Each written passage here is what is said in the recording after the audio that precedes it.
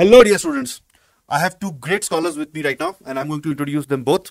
So, towards my left, I have Daksh, who is a long-term student at Vedantu. He is a student of RM 22-25 batch. He has been studying here for the past 3 years, and his claim to fame is that he has already won the gold medal in IOAA, that's International Olympiad of Astronomy and Astrophysics 2024. That happened in Brazil. So he has won a gold medal there. And recently in the NSE 2024 exams, he qualified NSEP, NSEC. These two he have qualified. So he would be writing 4 Olympiads this year, like the next stages. He would be writing INPHO, he would be writing INCHO, he would be writing INMO also because he is qualified for that also, and astronomy also because he won the gold medal already, so he need not write the NSE exam this year.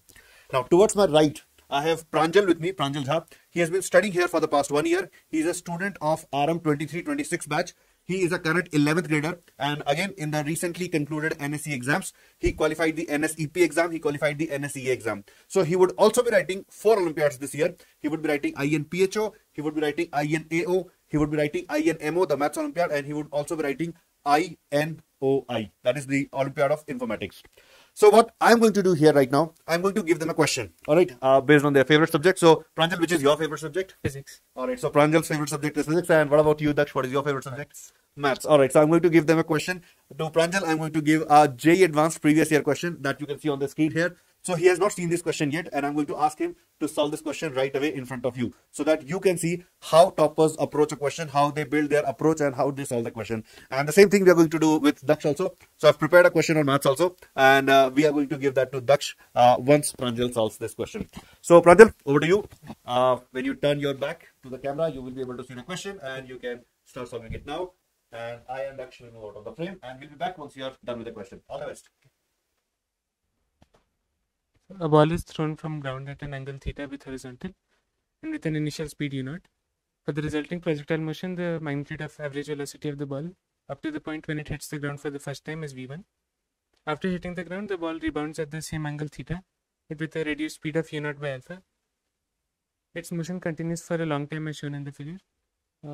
If the magnitude of average velocity of the ball for entire duration of motion is 0.8 v1, the value of alpha is. All right, Pranjal. So, have you got hold of the question? Have you understood the situation? Yeah. The question is clear to you? Yeah. All right. So, ready with your approach? That's Yes. what you need to do in this question? Yeah. So, I'll give you some space to write. And here we go. So, you can start your solution here. Yeah. And you can help us also with how you are proceeding. Yeah.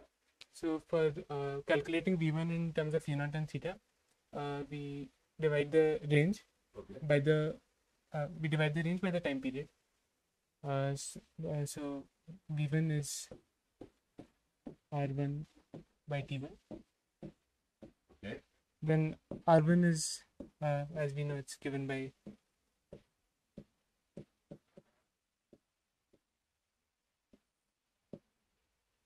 and t1 is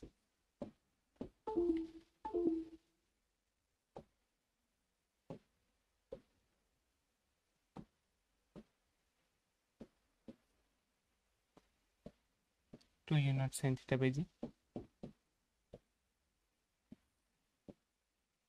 So v1 will just become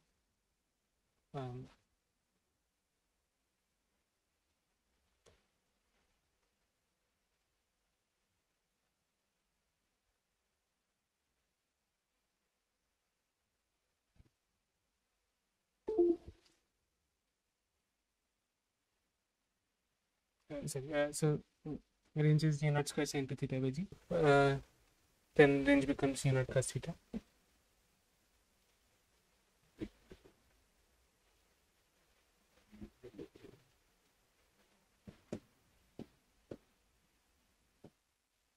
So this is the average velocity v1.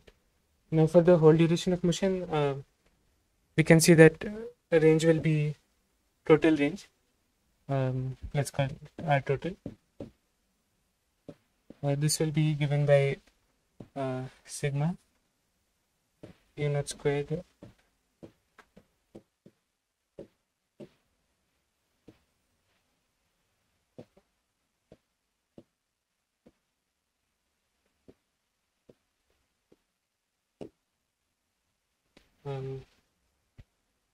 so this is just a geometric progression, infinite geometric progression. So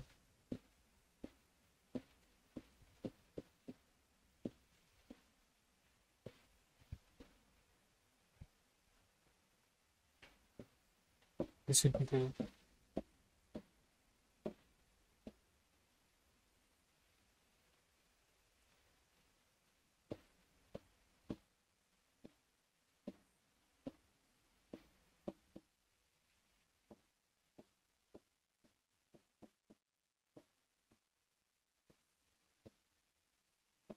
now the total time period can also be calculated. That will be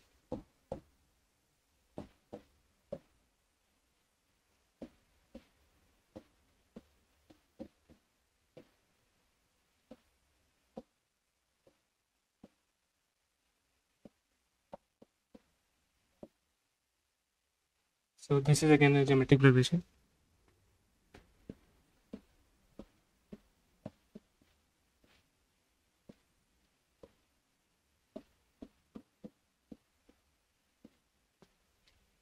Then we know average velocity is simply given by r total by t total. So 0.8 v1, which is the total, which is the average velocity over the whole duration. That will be r total by t total, and we can see that that is just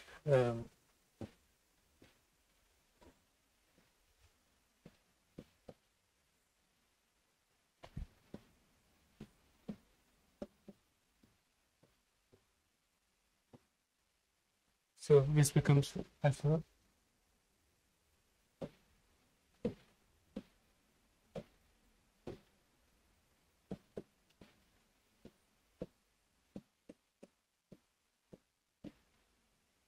But we already calculated that unit constant as v1. So this is alpha by alpha plus 1 v1. So we have 0.8 is equal to alpha by alpha plus 1. And this is just 4 by 5. So alpha is equal to 4.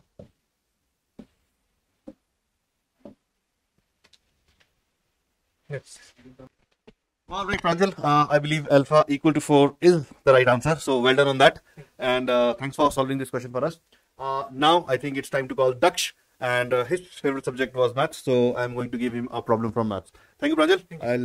I'll call Daksh now. Thanks. Thank you so much. Daksh, you're up. So Daksh, I'm going to give you the problem now. And all the best. Here we go. So this is a question from JEE Advanced 2022. All right, and all the best. Yeah, so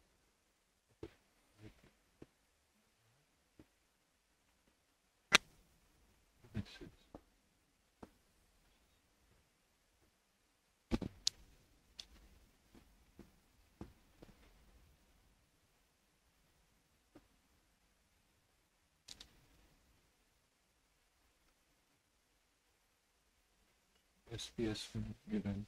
Okay, so we know that angle.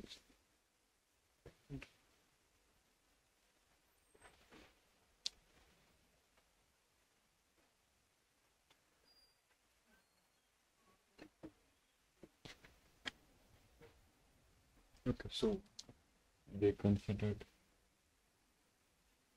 tangent at P.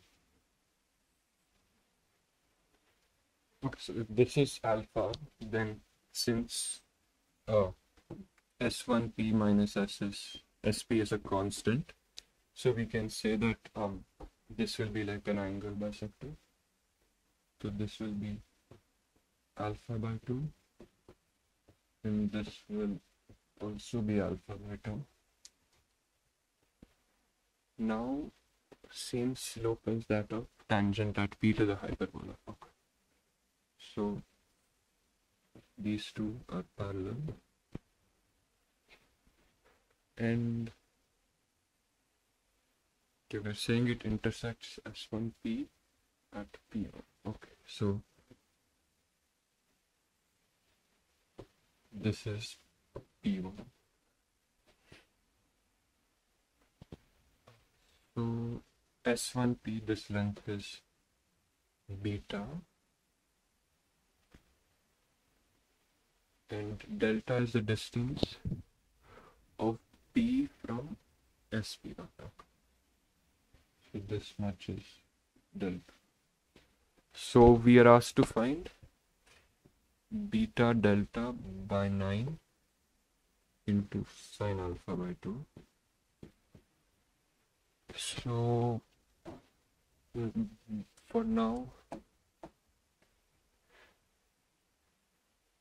by 9, okay. So, right, so delta is like this perpendicular distance, and beta sine alpha by 2. So if this length is beta, and this is sine alpha by 2, so if I make a 90-degree here, then this distance, if I call it d will be the same as beta sine alpha by 2. So basically they've asked me to calculate d into delta by 9.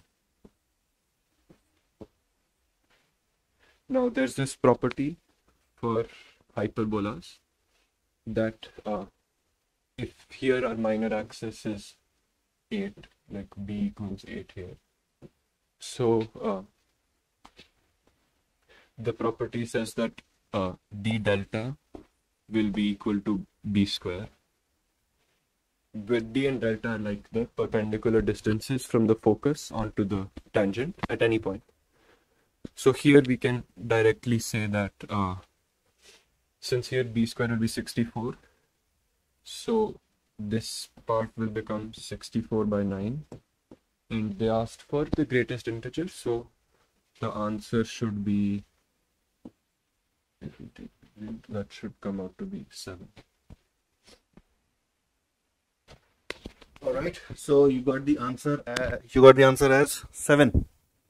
All right, and is that the right answer? All right, so the right answer has been confirmed to be by our math sir, Surendra sir. So well done, Daksh. Very well done on that. And yeah, congratulations on solving the question correctly for our viewers here. Okay, so now I'll call back Pranjal again. So Pranjal is with me. Daksh is also with me. He's the maths master for us. He solved us the maths question for us, and he's our physics master who solved the physics question for us.